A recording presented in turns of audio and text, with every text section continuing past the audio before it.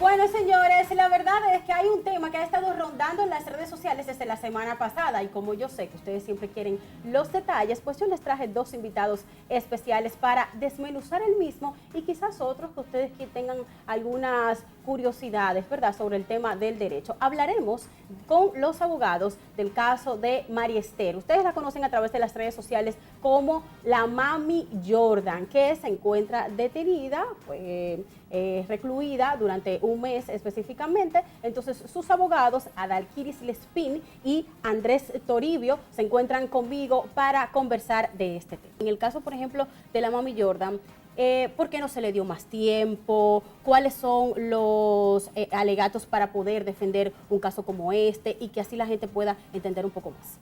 Bueno, mira, en primer orden aclarar que nosotros no somos los abogados de la Mami Jordan. Bien. La Mami Jordan en este caso es la parte imputada del proceso.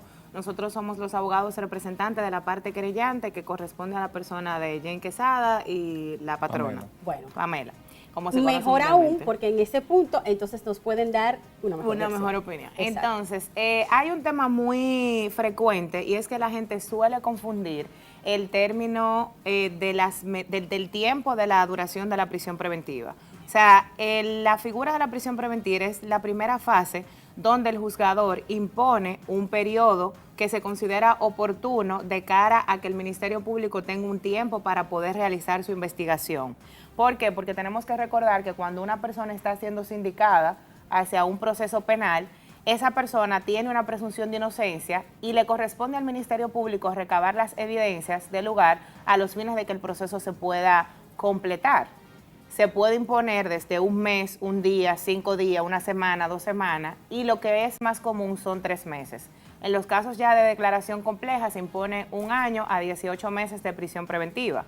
Ahora, esto no significa, en primer orden, que ese sea el tiempo que la persona va a durar detenida de cara a que se demuestre una responsabilidad en el proceso, sino que es la fase inicial, el tiempo que va a durar recluida en lo que el Ministerio Público presente un acto conclusivo.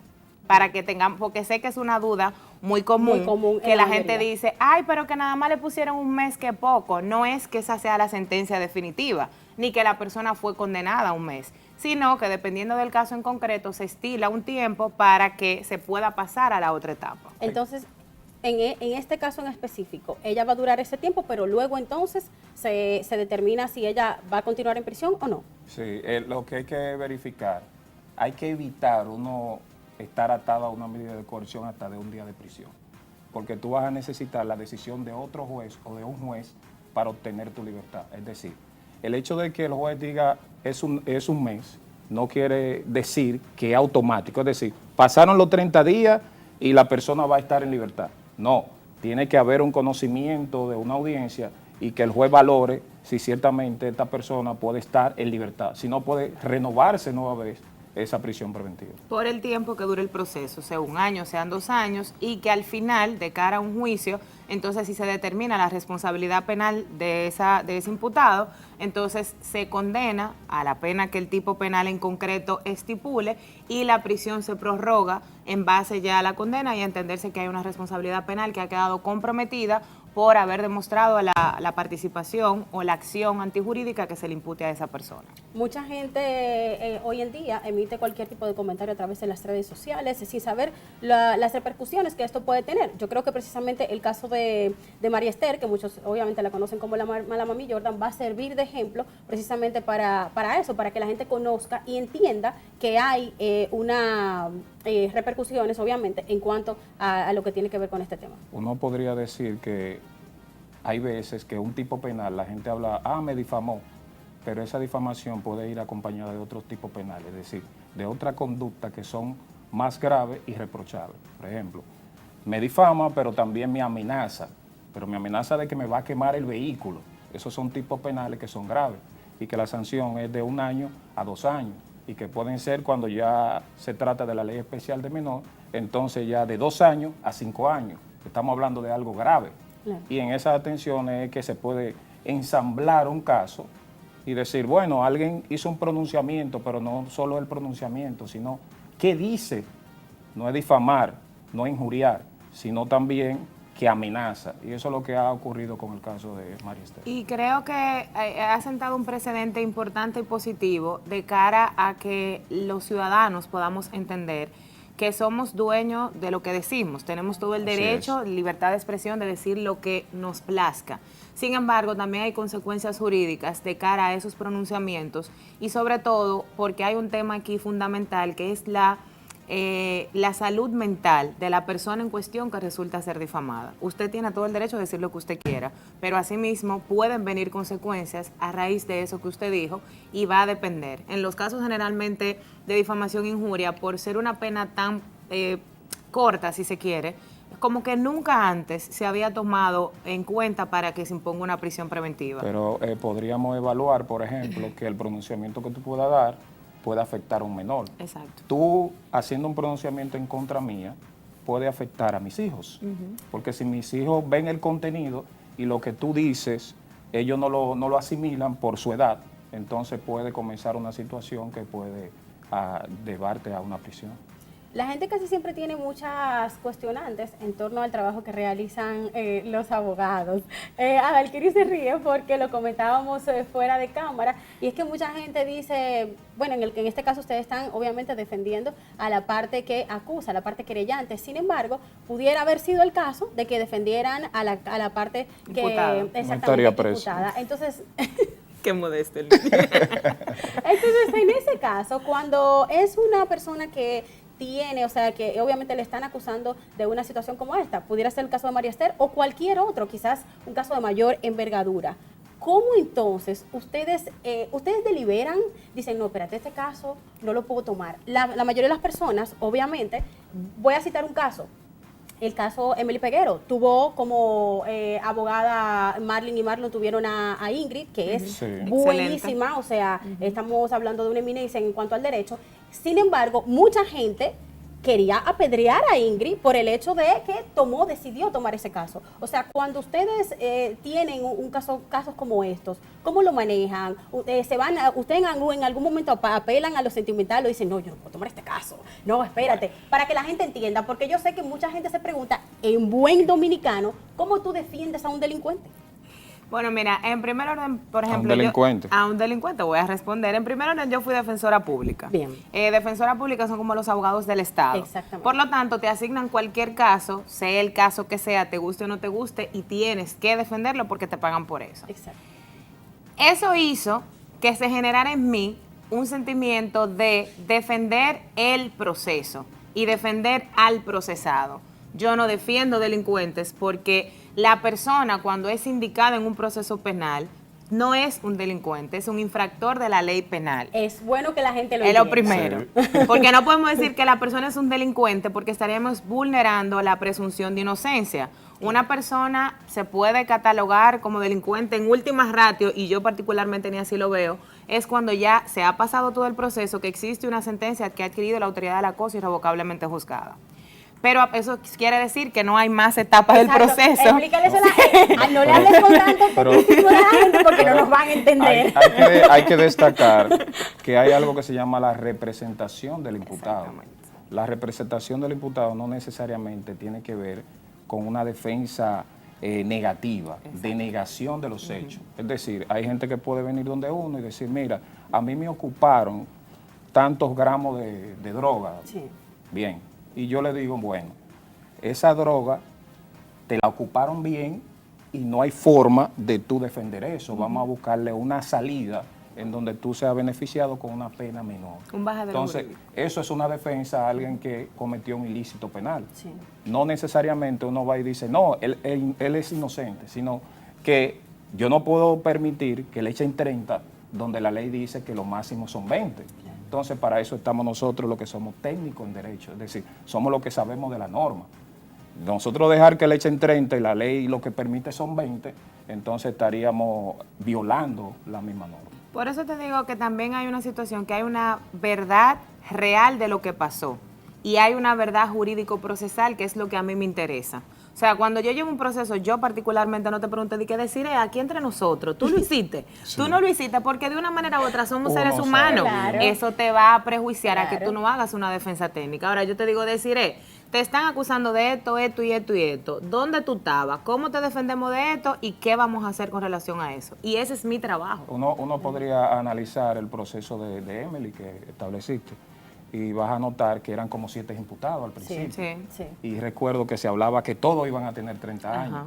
No es igual, no es lo mismo. Inclusive nosotros no estamos de acuerdo con la sanción que tuvo la madre, porque que la ley exime a la madre cuando es ocultación y ese tipo de Exactamente. cosas, porque el legislador verificó y dijo, bueno, es que la madre lo natural es que oculte a su hijo que haya cometido un delito. Sin embargo, la gente, por ejemplo, decía que por qué no le cantaron 30 años. Porque aquí hay O un sea, populismo la gente penal. la gente, exactamente, la gente estaba airada con el tema y de hecho el mismo pueblo quería quemar, óyeme bien, hasta los abogados. Es que no puedo decirte, cuando nosotros estamos llevando este proceso como parte querellante, no puedo decirte que a María Esther enfrenta cargo de 20 años. No, jamás Porque si yo digo eso, entonces la población se queda con ese contenido y cuando sea condenada, si es posible, a 1 año, entonces van a decir, ¿y qué fue lo que pasó? ¿Por qué no le echaron los 20? Entonces, depende mucho también de nosotros como juristas, cuando nos presentamos a los medios, de dar la información correcta conforme al derecho. Bueno, tenemos de hecho un caso reciente que concernó a toda la población y fue precisamente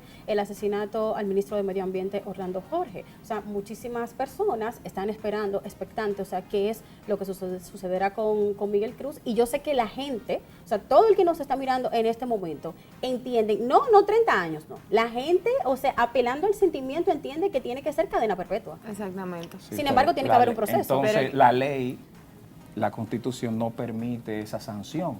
Como no la permite, entonces entramos nosotros como abogados y decimos al juez, espérese, ciertamente se pudo comprobar de que fue un asesinato o un homicidio voluntario. La pena a imponer son tanto. Yo no puedo pasarme, no puedo permitir que a mi cliente no se le permita defenderse, no se le permita hablar, porque son derechos. Y eso es lo que nosotros... defendemos, pero aparte de eso también hay un aspecto muy importante que son las atenuantes.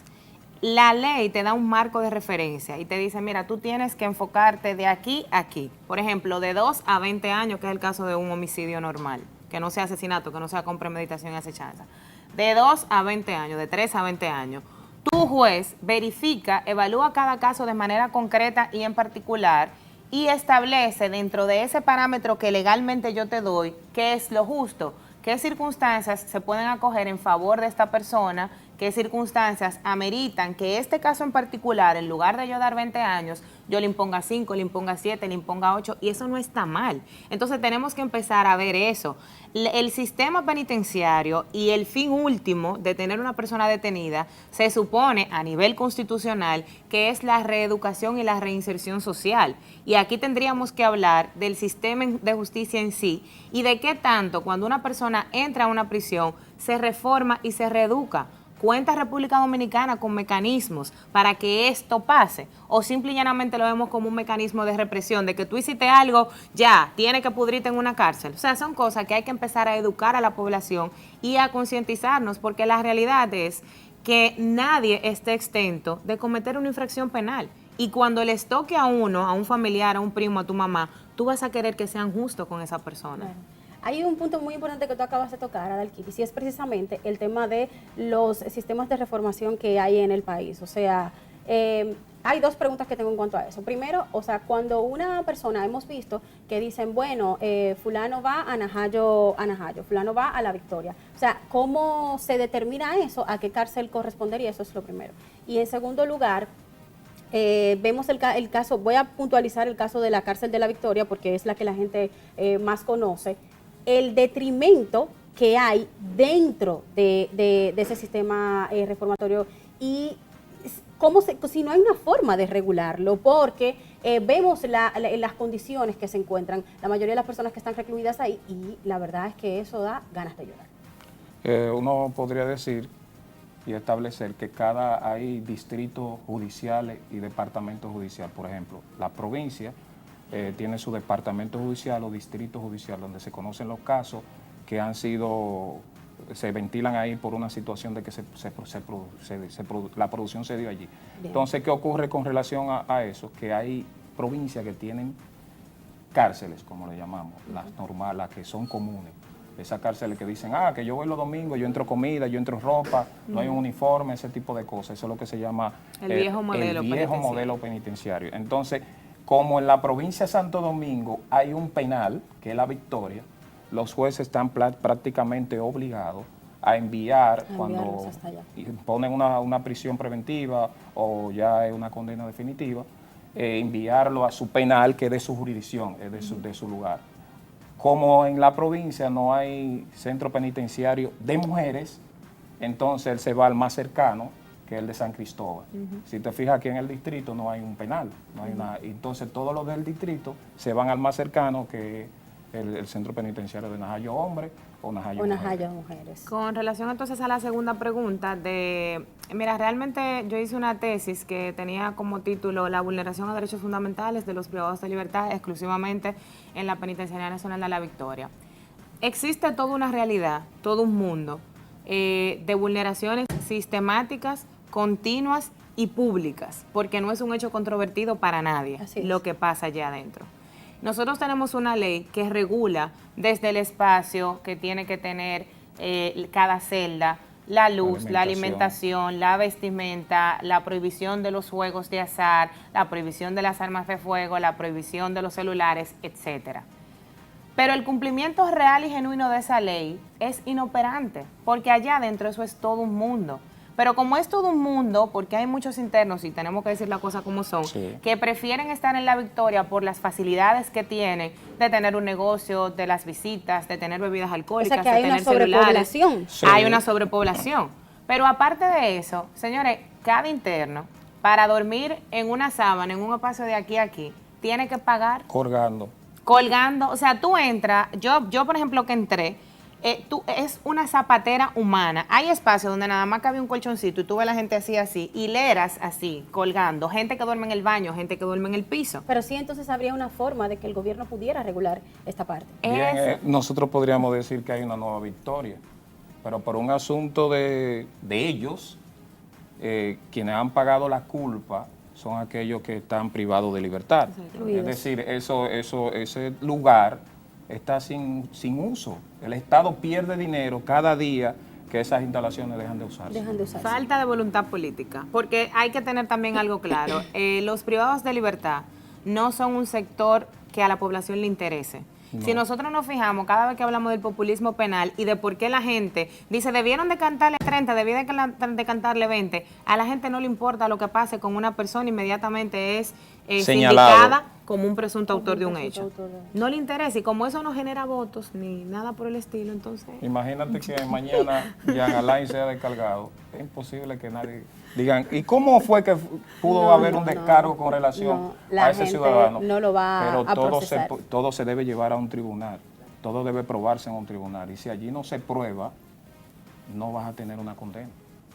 En este momento yo quiero que pasemos a hablar un poquito, ya rápido porque me hacen seña, de litigación, que la gente entienda lo que es la litigación, porque yo sé que en especial Adalquiris maneja mucho esta parte. Bien, la litigación es todo el arte, ¿verdad?, que se produce en los tribunales de cara a... Es como si estuviéramos en un teatro. Vendes una historia, cada parte vende una historia, y el juzgador, que al final de cuentas viene haciendo el público, elige cuál parte comprar, dependiendo de las pruebas que se diriman dentro del proceso. De cara a eso, nosotros tenemos una organización, una academia jurídica, que lleva por nombre Litigación Práctica, donde abordamos de manera práctica y estratégica diferentes temas que tienen que ver con el ámbito jurídico, penal, inmobiliario, constitucional, administrativo. ¿Por qué? Porque nosotros nos quejamos mucho. El sistema de justicia no sirve, los jueces no sirven, los fiscales son corruptos, etcétera. Pero usted, ilustre abogado, que entiende que tiene la solución a todos los problemas, ¿qué va a hacer?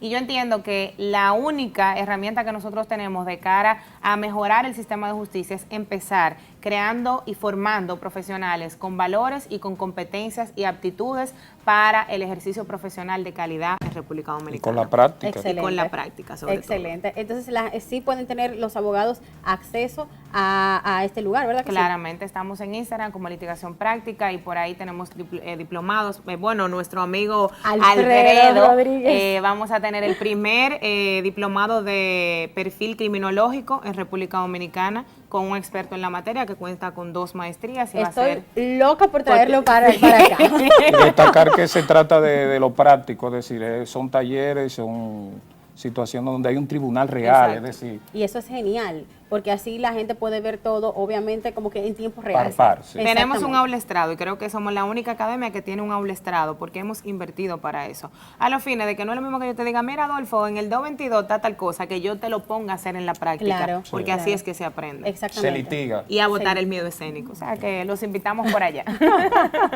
Bueno, de verdad que muchísimas gracias a los abogados, tanto Andrés Toribio como de igual forma a Dalquiris Lespín. Las puertas están abiertas para nuestro espacio. volvemos. Bueno, nos Si tratamos no bien. aceptan, sí. Volvemos. Muchísimas gracias.